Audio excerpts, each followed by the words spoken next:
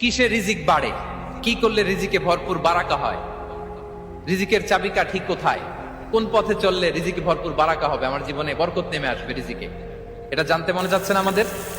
হ্যাঁ, কষ্ট হচ্ছে আপনাদের? কষ্ট হচ্ছে? তাহলে কি করলে রিজিকে ভরপুর বারাকা হয়, কি করলে আমার জীবনে ভরপুর বারাকা নেমে আসে, এই পয়েন্টটাতে আমরা একটু আলোকপাত করি। যেসব কাজ করলে আমাদের জীবনে রিজিকে আসমানি বারাকা নেমে আসবে, আমাদের রিজিকে আসমানি বারাকা নেমে আসুক, আমরা চাই কি চাই না? সবাই আমরা চাই নিশ্চয়ই। যে কাজ করলে রিজিকে আসমানি বারাকা আসে, এর এক নম্বর হচ্ছে তাকওয়াল্লাহ, আল্লাহর ভয়।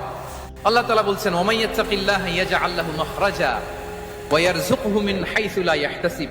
যে আল্লাহকে ভয় করে, যে আল্লাহ সচেতন, আল্লাহ তাকে মাখরাজ, মাখরাজ মানে কি জানেন? ওই যে এক্সিট লেখা না এদিকে, এই এক্সিটকে আরবিতে বলে মাখরাজ, মানে কোথাও আটকাবেন না, বের হওয়ার রাস্তা আছে, কোথাও আটকাবেন না, বের হওয়ার রাস্তা আল্লাহ তাআলা অ্যারেঞ্জ করে দিবেন। You will have the way out from crisis.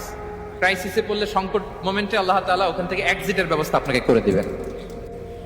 ওয়া ইয়ারযুকহু মিন হাইসু লা ইয়াহতাসিব, এমন জায়গা থেকে আল্লাহ তাআলা রিজিকের ব্যবস্থা করবেন যে সে কল্পনাও করে নাই।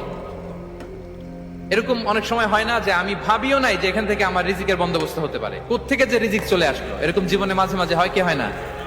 ব্যবস্থা করেন কে? যারা আল্লাহ তাআলাকে ভয় করে, যারা আল্লাহ সচেতন, তাদেরকে আল্লাহ তাআলা স্পেশাল রিজিক দিয়ে ধন্য করেন। তাকওয়াল্লাহ। পুরো কোরআনের মূল শিক্ষা কি, পুরো ইসলামের এসেন্স কি, জিস্ট কি, সারাংশ কি, যদি আমাকে জিজ্ঞেস করা হয় আমি বলবো তাকওয়াল্লাহ, আল্লাহর ভয়, আল্লাহর সচেতনতা। Allah is watching me, Allah is observing me.